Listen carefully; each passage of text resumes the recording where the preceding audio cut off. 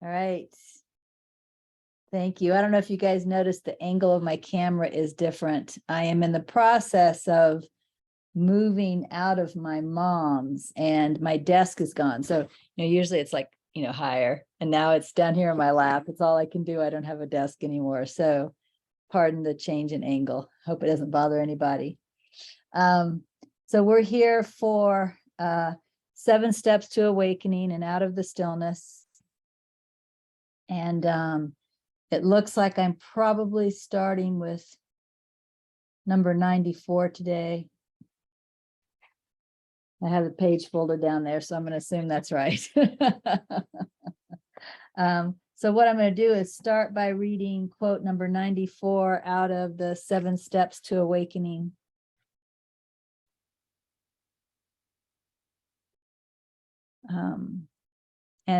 It's a really long quote.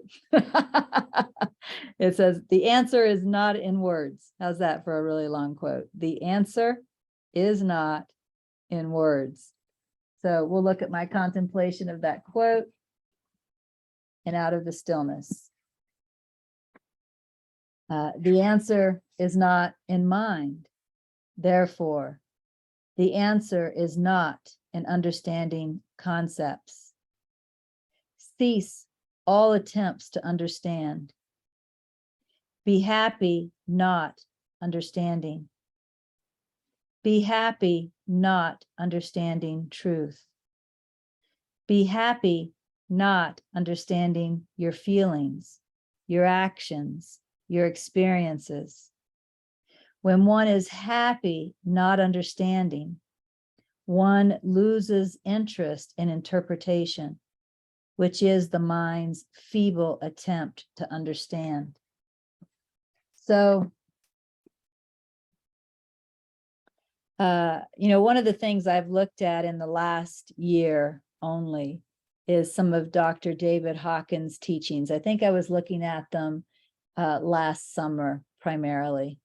And in fact, I was so enamored with some of the teachings that I wrote the Inspired Clarity Retreat, which ended up being our fall retreat last year. And then we offered it again online in January or February of this year. I just really loved some of those teachings. I loved the way he expressed some things. I loved what his different vibrational levels show. But there's one teaching that I discovered with Dr. David Hawkins that, at least in me, does not feel 100% correct. And that is the teaching around, I forget the names of the different levels. It might be reason, might be the level he calls it. It's level 400 to level 500. And level 400 to level 500 appears to be when a person is really enamored with the spiritual concepts. One of the things Dr. David Hawkins says about that level is that in order to progress on up to 500 and above, which are really where you're getting into the levels of enlightenment, you need to transcend those concepts. You need to transcend being enamored with concepts. That part I agree with. What I don't agree with is that when you're in that intellectual stage, that you're at level 400. That's the part I don't agree with. I have seen people enamored with intellectual concepts, very caught up in that phase, when I would say they're actually below 200 still. So if I was to redraw his model based on my experience, and again, his experience was different, so we'll let his model be the way it is for him. But based on my experience, I would probably have 0 to 200, 2 to 300, and then maybe 3 to 500, with 400 being on the side.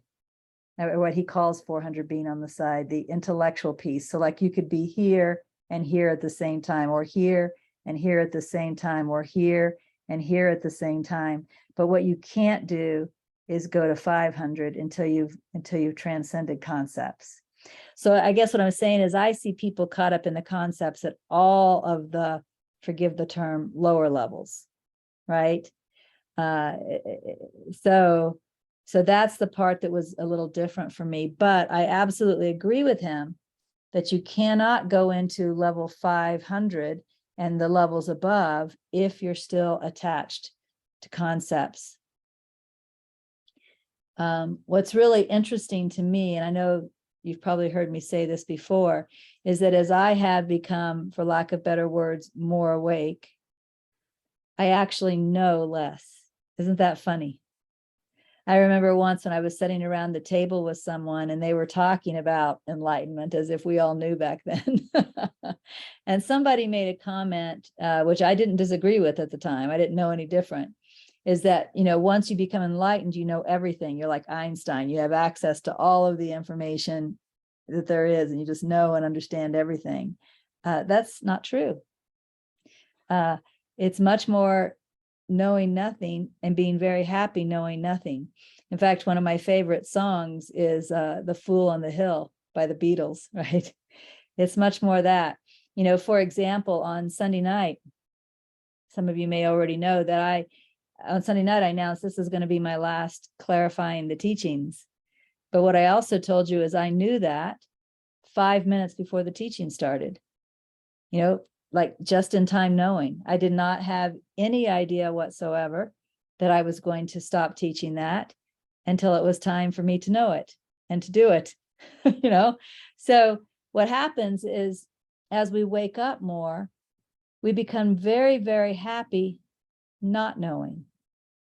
Very, very happy not understanding all of the deep conceptual truths of the world.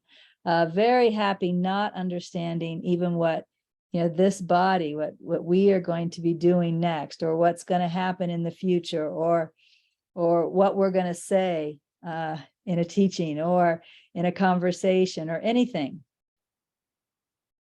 And in fact, I'm sure you all are familiar with this term. NTI calls it being the empty shell, right? If you look at NTI 1 Corinthians, it's all about moving into this state where you don't need to know anything, right? Where you're just the empty shell. And then, of course, whatever you need to know, it's kind of like it comes in, it's fed to you in real time. So that is more and more and more my experience. The not knowing, the emptiness is more and more and more my experience. So if I read this again from Out of the Stillness, after having said that, the answer is not in mind. Therefore, the answer is not in understanding concepts. Cease all attempts to understand. Now, remember, when I was writing this book, I was writing to myself. This was a personal journal. So when I say cease all attempts to understand, I'm talking to me. So at this particular phase in my own journey, I had not transcended the stage of being enamored with intellectual concepts. I had not transcended the stage of thinking somehow realization came through understanding, right? I had not transcended that yet. And so what I'm doing is I'm giving myself guidance here as I contemplate. Cease all attempts to understand. Be happy, not understanding. Be happy, not understanding truth. Be happy, not understanding your feelings, your actions, your experiences. When one is happy not understanding, one loses interest in interpretation, which is the mind's feeble attempt to understand. So again, teaching myself through my own journal, teaching myself that understanding is not the same as seeing. Understanding is not even the same as knowing. I need to be really happy not understanding. I need to be really happy not knowing with the mind, right? And then anything I need will be given. Kind of reminds me of a story. This story is about money, but Kind of reminds me of a story from the Bible where Jesus and the apostles were watching. They were in the temple, I assume praying. I don't know if it says, but they were in the temple. And while they were there, people were coming and making donations. And you could literally see people making donations. And you could see all of these rich men coming and making these very, very large donations. And then there was this one old woman, this poor old woman who came in and made a very tiny donation, like equal to about 2 pennies, a very tiny donation. And as they were leaving the temple, the apostles were kind of talking about being impressed with these huge donations that these rich people made. And Jesus said, not to be impressed with that the rich people, although they made very sizable donations, they didn't give away anything they couldn't afford to give away. They knew they still had plenty of money left for themselves, but that woman who only made this 2 penny donation, right? That was everything she had. When she donated that 2 pennies, she gave everything away and she put herself completely in God's hands. This is what we do when we choose to be happy with not knowing. This is what we do. When we choose to be happy with not knowing, we place ourselves completely in God's hands. And where we really try to hold on to control, even though, holding on to money certainly is one way we try to hold on to control or a sense of safety. Control and a sense of safety is the same thing. Another way that we try to hold on to control is by understanding, by thinking we know, by having it all figured out, or at least in the process of figuring it out, right? So if we're willing to give that up, then we're placing ourselves completely in God's hands. And that's where enlightenment comes from, right? You can't be in control, or at least trying to control this and its experience, and be enlightened too. Right? You have to let go of this in order to be enlightened. And so when you step into that pure not knowing, which really is pure surrender, and just trust that, not needing to understand anything, then you're really making yourself available for what God has to give, which is enlightenment. So I'm just going to pause and see if anybody has anything they want to say or ask before I move on to number 95, which is the next one that's circled. Okay, I saw Sina first. So Sina first, and then after that, Lena. I was thinking about this, and it's so funny because I was thinking about it recently about Dr. David R. Hawkins' levels of consciousness, and how you said that the level of understanding really doesn't apply to you. But I've listened to your teachings, and I think you were at the level of understanding for a long, long time. I recently had some insights about different ways the ego was trying to take over this one and hold me in its grip via the belief that I am my emotions. And so that understanding feels like a little bit of a leap for me, because as soon as I disidentify from those emotions and know I'm not that, that feels like an understanding. And I've listened to a lot of your different teachings, and it feels like from the very beginning. So I love what you said today, that how the understanding can be simultaneous to those levels. And that really makes sense, because every time we have a seeming insight or breakthrough or aha, it's that level of understanding, and it pops us up or maybe pops us through. And yes, I totally get it and understand how the concepts are the blocks, because they're still of the mind and we're not the mind. So as long as we're identified as the mind, that is the block. So of course you're not going to go any higher if you're identified with that level. So thank you for that clarification. It's not clarifying the teachings, but it felt like it. Well, and actually, I think I remember talking about this and clarifying the teachings. And when I said that level didn't apply to me, that's because I had not yet pulled it out in my mind and put them together. So what I meant was I didn't go. I mean, I did go. I could see myself going up through the other levels, but then I didn't see myself going through this pure level of concept, like I didn't pass through that level. But if you take it out and put it side by side, then you're right. I was in it the whole way up, and then I transcended together. So that just fits with my experience better, Sina. So thank you. Lena. Hello, everyone. Hello, dear Regina. Let me, if I was a little bit late, I had an emergency, and but you were talking about what is bothering me for quite a while. On the retreat, I mentioned to you that I had groups, and I canceled them because I was reading Nisargadatta Maharaj, and I realized that it's all about was just blah, blah, blah. Then I continue to read about that we don't need that knowledge and how you mentioned understanding, because who was said that if you are uneducated, you are fool, but if you are educated, you are educational fool, right? Who is educated? So I don't remember from whom I read.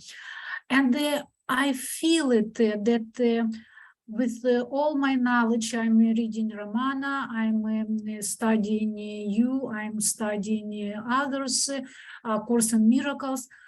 Am I continue to entertain my mind? Maybe I need to stop to do everything and just start to listen my inner guide and draw myself into intuition. You suggested, and I went through the direct path to bliss or what. I love it, but he's also telling about that we need to go to direct experience, not entertain our mind. Please, can you tell me what you think? Yeah, I can tell you what I think. First of all, I don't think my own path could have been different than it was. So in other words, I don't think I could have let go of intellectual concepts until I let go of intellectual concepts. It just happened when it happened. And to be honest, I can't even point to the day when it happened.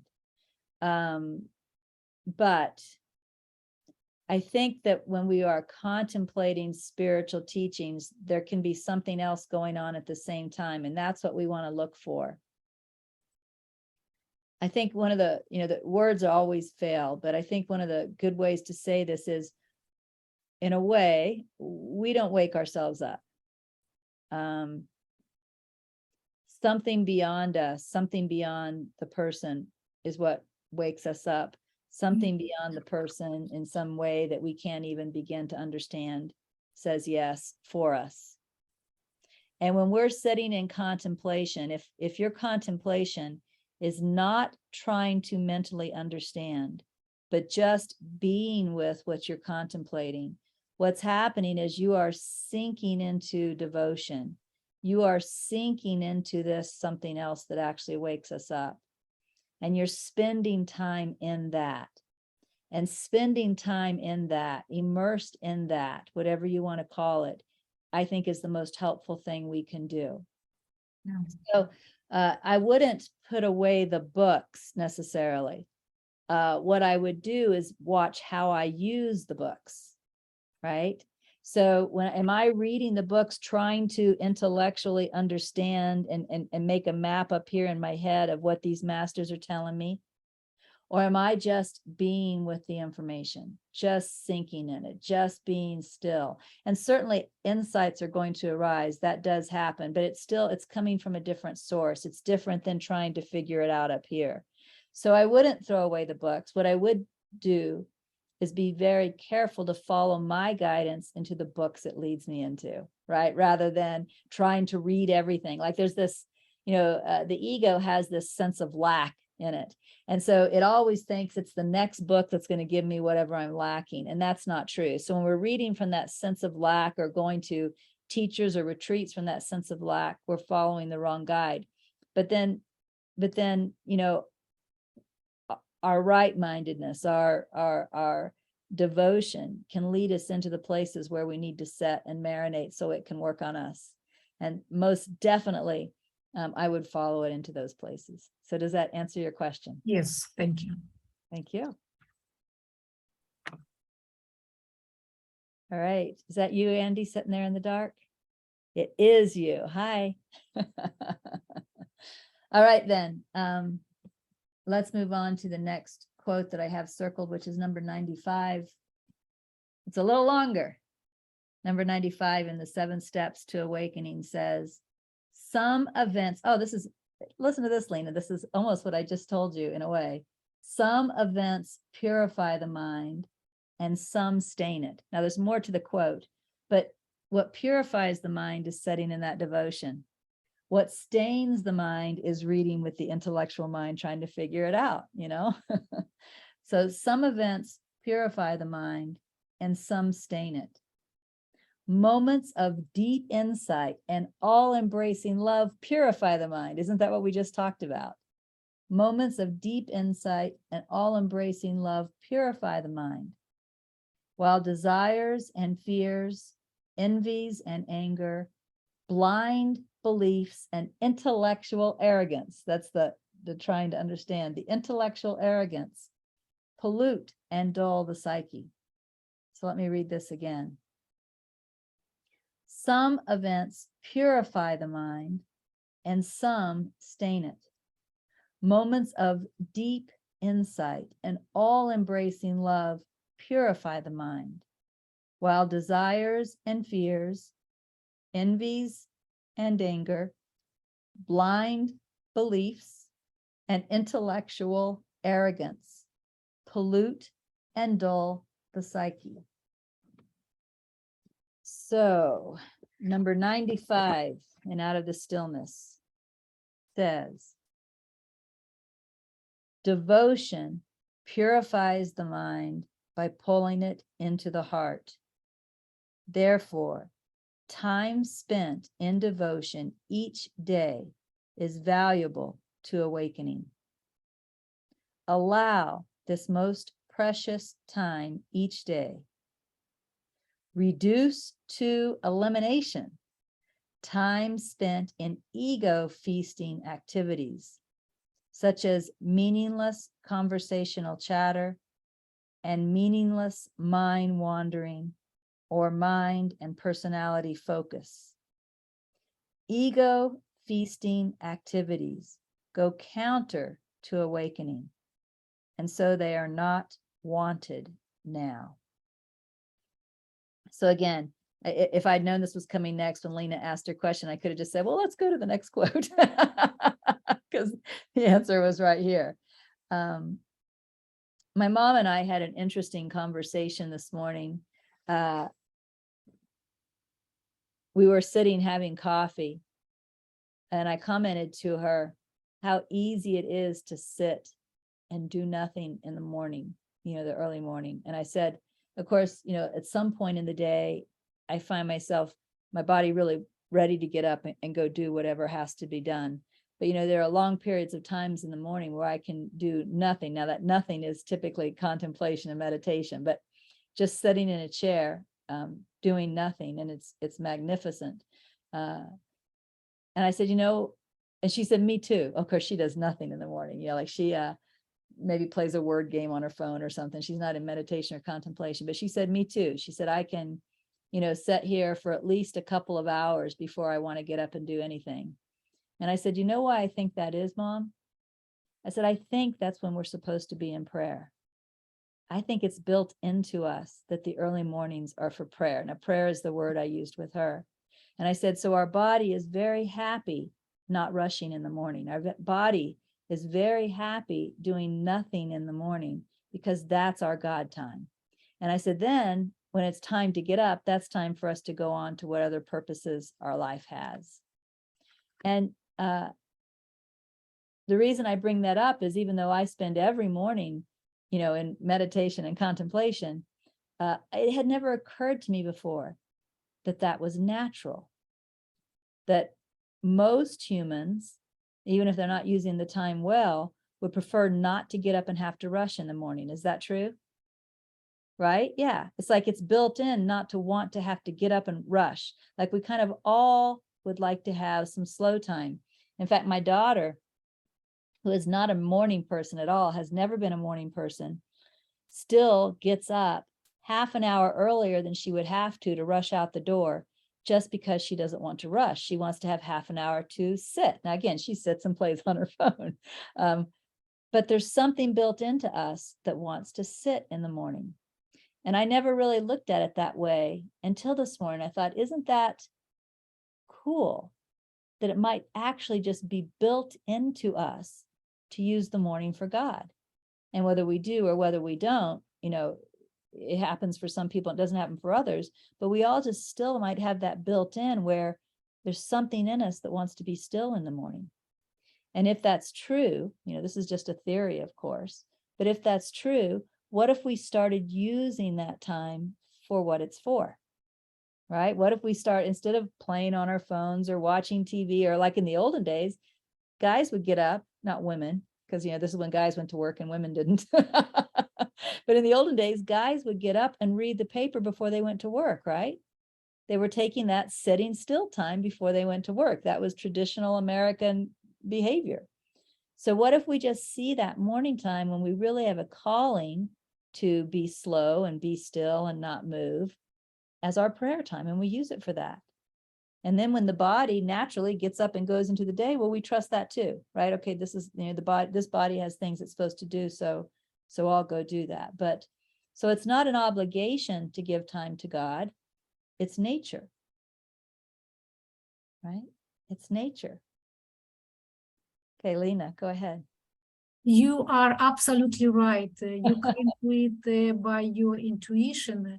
I studied Veda before I found you, and I can tell that Hinduism, Veda, they are much closer to the concept what we are studying right now. And this is called biorhythm.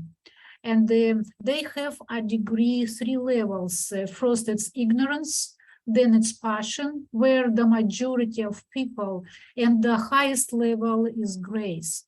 And the time throughout the day is also divided by that.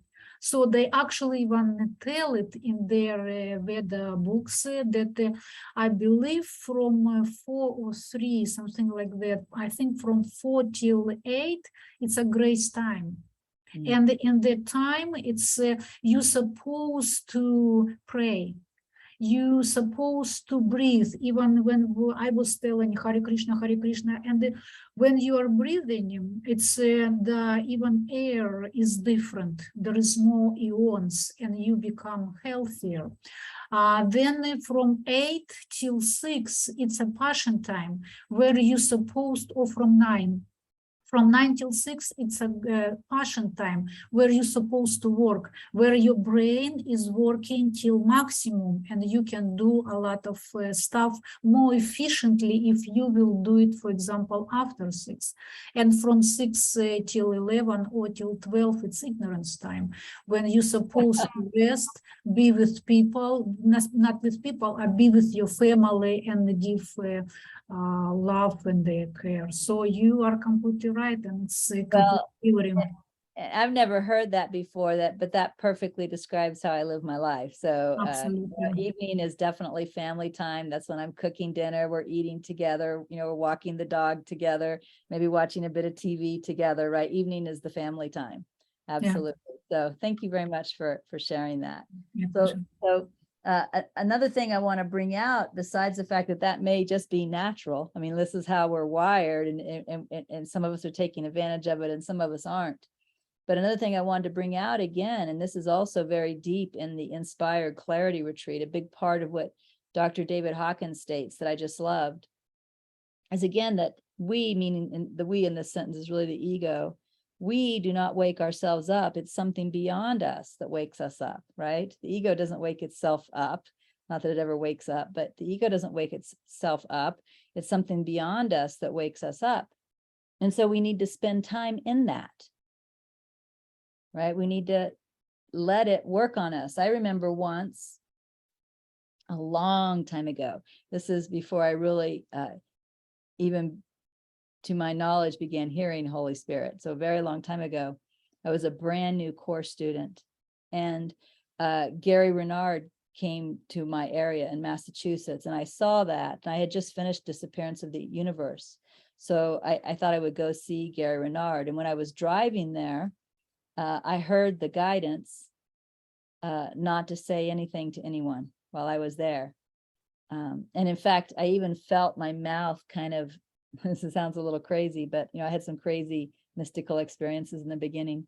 I kind of felt my mouth disappear, like the skin up top and the skin on the bottom kind of grew together, like I couldn't have opened my mouth if I want to. And so I went to this retreat and I didn't speak to anybody, except one time I asked where the bathroom was. That was it. I didn't speak to anybody. But I remember at lunch, since I was not speaking to anybody, one of the things I decided to do was to go sit under this tree and meditate. And I remember that, and I hadn't meditated yet. I was very, very, very new to this. So this was my first time going to meditate. And I remember I closed my eyes, and it was very easy for me that day to go directly into the stillness. I was probably almost perfectly still, in the mind.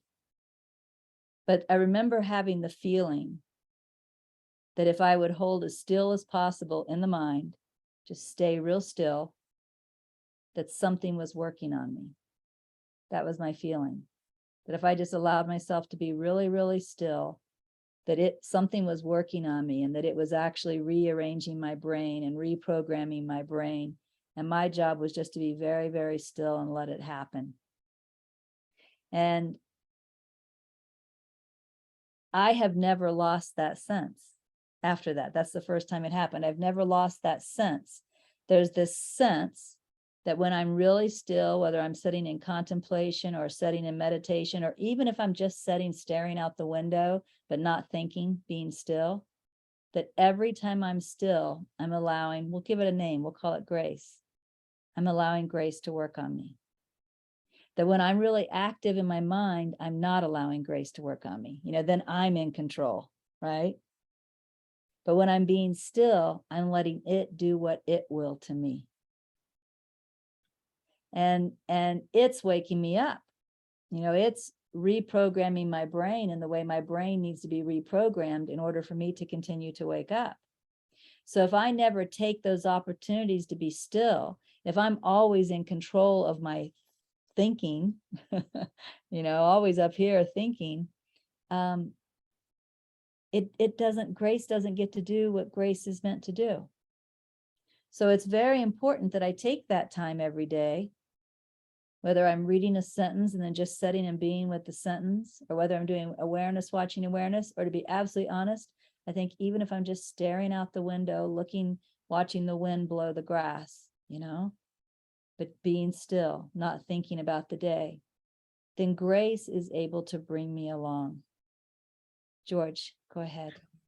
For me, the most influential thing you ever said, that is for me at least, was that all these books, all these retreats, all these webinars, everything is, the whole purpose of all that is to drive you to practice.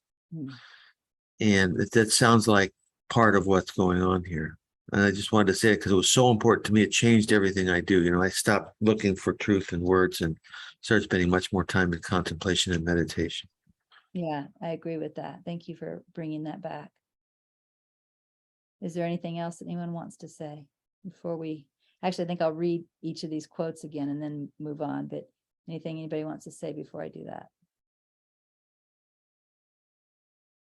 Okay, then I'm going to read Nisargadatta Maharaj from 7 Steps to Awakening, number 95. I love this quote. Certain quotes become like your favorites when you've read these quotes over and over again, and this is one of my favorites. Some events purify the mind and some stain it. Moments of deep insight and all-embracing love purify the mind, while desires and fears, envies and anger, blind beliefs and intellectual arrogance pollute and dull the psyche. Now, even right there in that sentence, I can hear what I just said, right? I talked about trying to be in control of your own mind. But when you're all caught up in your desires, in your fears, he says, in your envies, in your anger, in your blind beliefs, like I think this is true. And those could be spiritual beliefs, political beliefs, any kind of beliefs, right? Your intellectual arrogance, how much you know. He says that pollutes and dulls the psyche. What I said was that doesn't allow grace to do its job. You see how it's the same thing? You're blocking grace out, right? When you're all caught up in your own mind, you're blocking grace out. So some events purify the mind and some stain it. This is the way he words it. I didn't say necessarily that it stained it. I just said, doesn't allow it to improve. It doesn't allow it to change. You say stuck there. But some events purify the mind and some stain it. Moments of deep insight and all-embracing love purify the mind, while desires and fears, envies and anger, blind beliefs and intellectual arrogance pollute and dull the psyche. So back to Regina Dawn Akers. Devotion purifies the mind by pulling it into the heart. Therefore, time spent in devotion each day is valuable to awakening. Allow this most precious time each day. Reduce to elimination time spent in ego feasting activities, such as meaningless conversational chatter and meaningless mind wandering, or mind and personality focus. Ego feasting activities go counter to awakening, and so they are not wanted now. And I do remember going through a period of time where, and this probably took a couple of years, I don't remember exactly, but it wasn't fast, where I was actively learning not to join in the conversations that my friends were involved in. I was still with my friends, but I was actively learning not to join in those conversations. I was learning to be with people without being like people. So probably around the time I was writing this. So the next one that I have circled is number 98.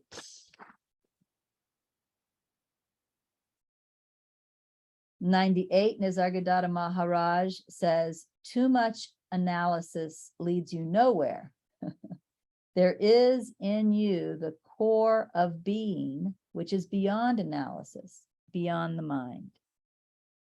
Again, too much analysis leads you nowhere. There is in you the core of being, which is beyond analysis, beyond the mind.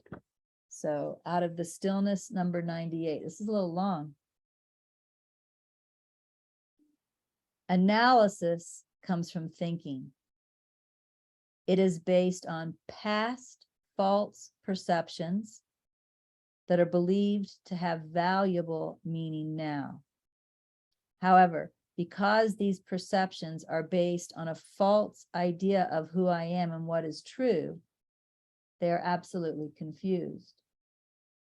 Any decision based on absolute confusion is absolutely confused. It only continues the propagation of untrue ideas and perceptions as if they were true. The proper response to any perceived dilemma is forget all seeming knowledge based on past learning and past experience. If necessary, look at the mind and see those mistaken ideas first.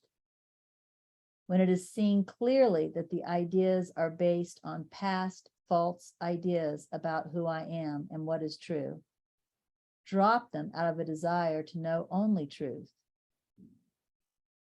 If future ideals or desired outcomes did not fall away automatically, look again to see what past knowledge is still being seen as meaningful. When the deluded past is fully disregarded, future ideals evaporate because they are based on seeming knowledge acquired through believing deluded ideas. Once mistaken knowledge is released and false ideals fall away, check current moment heart with intuitive feeling and listen there. Sounds like a recipe I wrote for myself. It's a pretty good recipe. So funny thing is, let me tell you how different my experience is now from whatever it was then. When I was reading the first part of this, I'll show you how far I read. When I was reading this part, analysis comes from thinking. It is based on false perceptions that are believed to have valuable meaning now. However, because these perceptions are based on a false idea of who I am and what is true, they're absolutely confused. When I was reading those sentences, I was trying to remember what analysis was and what I used it for. I couldn't even remember. Isn't that funny? I was like, what is analysis? And when I got to this sentence that said any decision based on absolute confusion is absolutely confused, then I remembered, oh yeah, if I was faced with a problem, I used to use analysis to try to figure out the right answer. But I didn't even remember that until I got to that sentence that mentioned the word decision. I was literally like, analysis. What was that for? What did I do with that? Like I couldn't even remember. So that's how far away you can get from it, right? That you can't even remember what it was. Isn't that amazing? And I only know in a very high level way, like I still can't remember specifically using analysis. I only know in a high level way that when I had problems, I tried thinking about potential solutions and potential outcomes and figure out what the best one was. I kind of know that was the old formula, right? And that's probably the typical formula. But here's where I wrote myself a new formula, and I've used this new formula enough that I couldn't even remember what analysis was. So let's look at this new formula. It says the proper response to any perceived dilemma is, right? So anytime you think you have a challenge, this is the proper response. First, forget all seeming knowledge based on past learning and past experience. Just forget everything that you've learned in the past. Because you know what? This isn't the past, this is now. Right? So just forget everything. And if you can't do that, it says if necessary, which really means if you can't just forget the past, if necessary, then look at the mind and see those mistaken ideas first. So and this is what I taught all last week, and I mentioned it last night, or not last night, Sunday night, I mentioned it as well.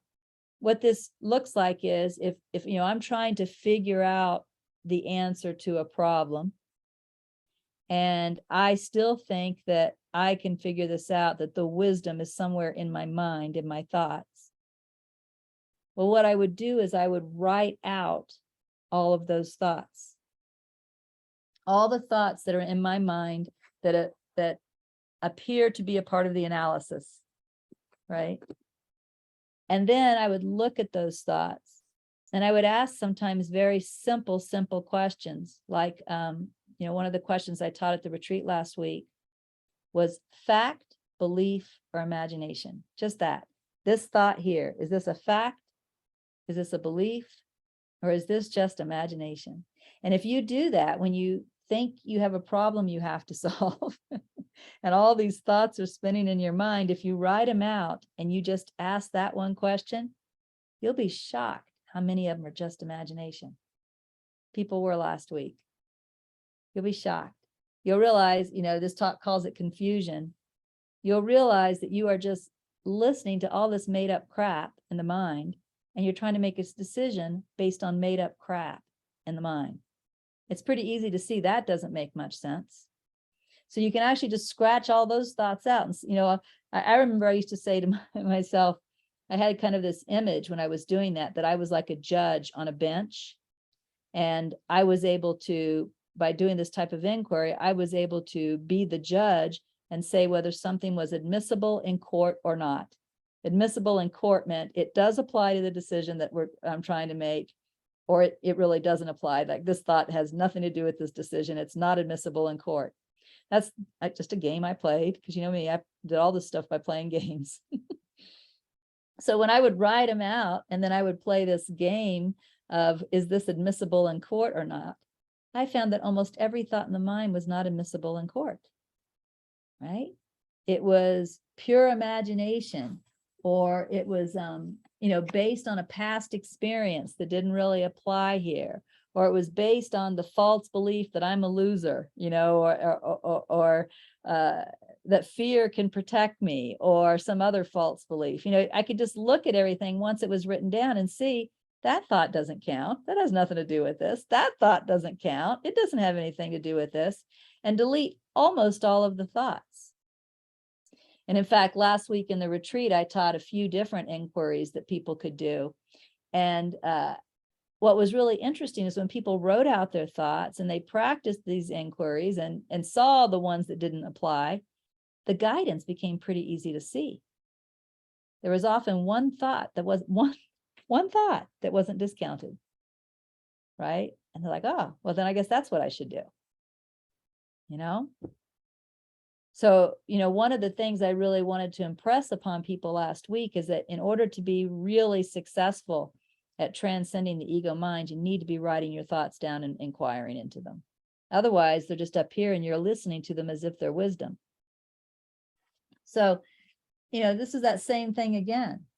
If necessary, look at the mind and see those mistaken ideas first.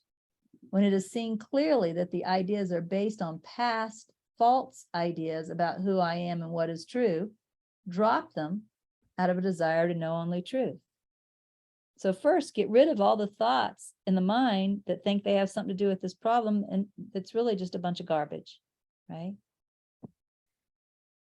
After that, notice I gave myself a test. It says, if future ideals or desired outcomes did not fall away.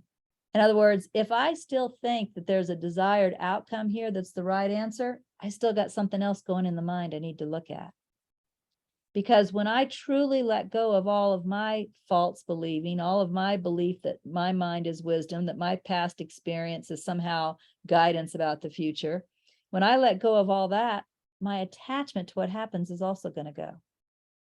I'm going to be able to step into that trust, which is a pure trust. It's not trusting something specific, right? It's not trusting that I will get the money or trusting that he will like me or trusting anything at all. It's just trusting that whatever happens is perfect. It's a non-specific trust. So if I still have any future ideals or any outcomes that I think are the best solution here, then I still have stuff in my mind that needs to be looked at. That's the test, right? I haven't stepped into that non-specific trust yet. So if future ideals or desired outcomes did not fall away automatically, look again, right? I still have more mind stuff to look at. Look again to see what past knowledge is still being seen as meaningful. Look again. When the diluted past is fully disregarded, future ideals evaporate because they are based on seeming knowledge acquired through believing diluted ideas.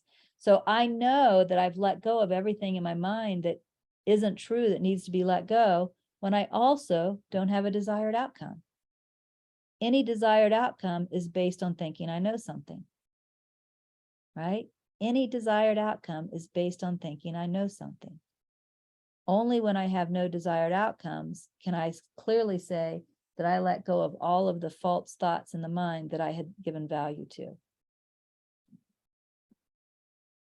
Once mistaken knowledge is released and false ideas fall away, only then, listen to this. Once mistaken knowledge is released and false ideas fall away. So only when I don't have a desired outcome anymore, right? Then check current moment heart with intuitive feeling and listen there.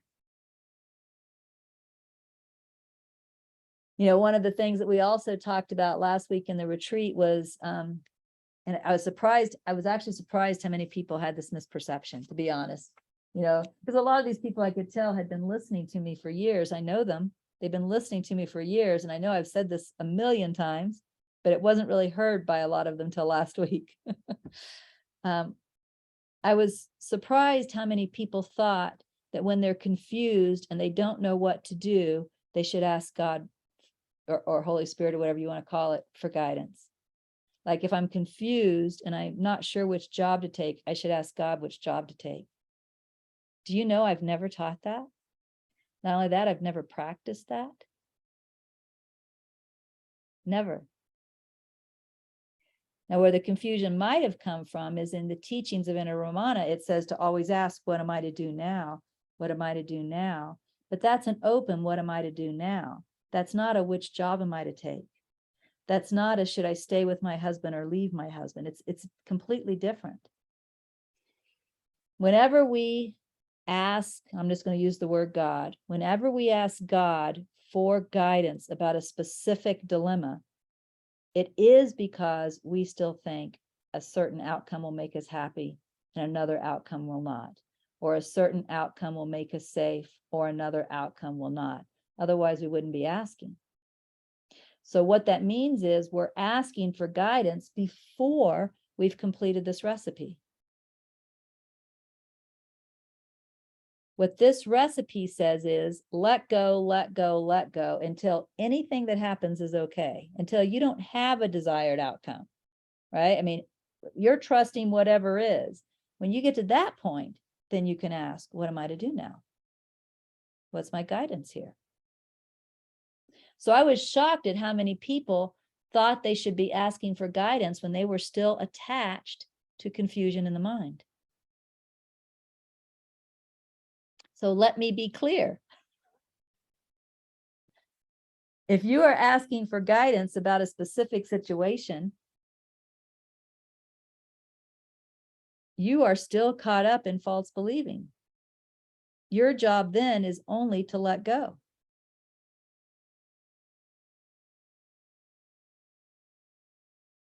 And I've shared this story before, but I'll just share it again because it's a pretty strong example.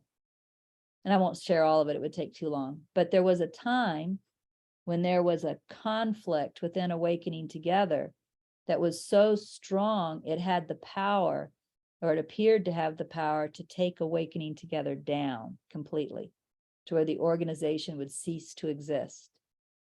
And there was even one person involved in this conflict who, I don't know where his ideas came from, but he had ideas about me that didn't even have an inkling of truth in them. You know, sometimes you can see where people are exaggerating something, or maybe they misheard something, but these things were just pure BS.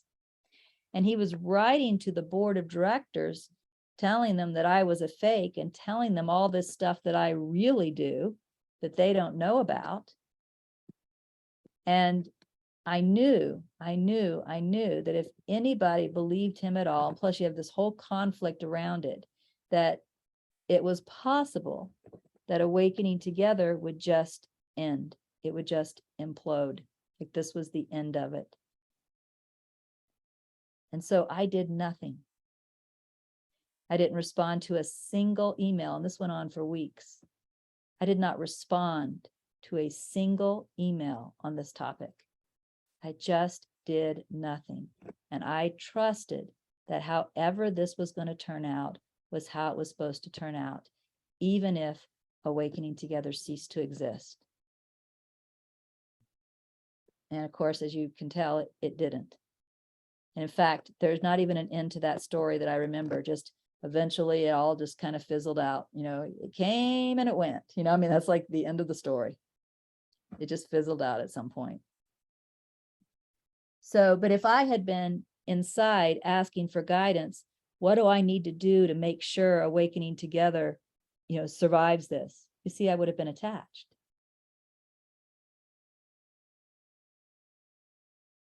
So again, I use that example because it's so poignant. You can probably understand how the founder, the president, minister, and the one who's earning her salary, right? So her whole family survives, might want Awakening Together to continue.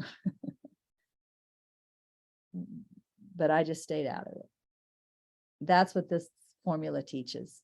If you want anything, then all you should be doing is looking at your mind. If you want anything, then all you should be doing is looking at your mind. That's a pretty clear message. All right, Melissa, we only have 3 minutes, so if you can get to it quickly. Okay, I think I can. earlier I made, it was a joke, but it's so true. Everything I do is from my ego, even being here, every time I speak up.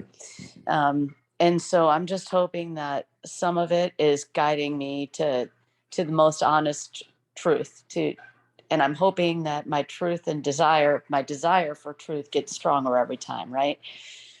And so my thought about sharing this is just in the hopes of creating that strong desire for wanting truth more than I want anything else. Yeah. Uh, so my son's they're trying to find a place to live in Bellingham. None of them have an apartment. They haven't figured it out all year. School starts in 2 weeks. There's this huge process to apply for apartments where all of them need co-signers. So our collective group of kids and their parents had to put in $400 just to apply for one apartment. And I'm just, it's beyond me. But what I'm getting to here is once everything that could be done is done, meaning I follow the motivations and the urges and let go of worrying about what to do and how to do it, then all of a sudden that was the best I could do. And now it's done. So it's handed over. And I think if I could just live like that all the time, I feel like that's sort of what you're talking about. Yeah. And you want to hear something funny? I don't know why this is true, but it is true. This is the third time I've heard this story in the last few weeks. And of course, not from her. I'm talking about I've heard from 3 different parents this exact same story. So it's like the way things are going this year. I don't know why. And I can tell you that the previous 2, their school must have started earlier because it's already worked out. So Yeah. whatever this pattern is, It'll work out. I mean, Yeah. he's like, worst comes to worst, there's a little blackberry bush there. I got a white pad. Right. All right. Well, thank you. And one thing I want to tell you all, this is not my last teaching. I am not quitting, but I will not be back till September 21st, which is 3 weeks away. Next week is Helen Hamilton. So that's why I won't be here next week. And then the week after that, I'm actually leading a retreat at the retreat house. So the 21st is the next Wednesday. That's when I will be back. All right. Okay, good. I'll see you all then. Bye.